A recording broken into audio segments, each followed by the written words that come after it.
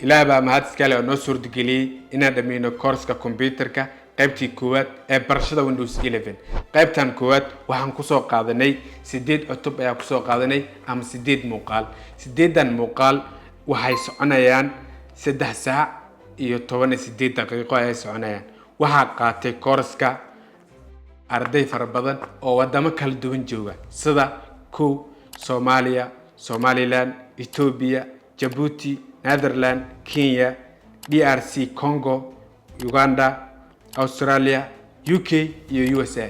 wadamadaasi iyo kuwa lamid ah arday joogto ayaa ka qayb galay course-ka computer-ka. waxa imtixaanka ka gudbay 90%. waxa haray 10%.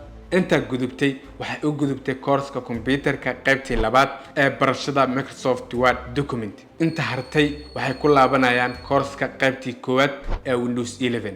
marka adiga daabanaya haddii aad rabto inaad ka mid noqoto ardaydani waxa ku furan laba wado midkood. wadada koowaad inaad course-ka qaybtii koowaad aad soo qaadato imtixaanka aad ka soo gudubto kadibna aad sidaas aad ku soo gaarto.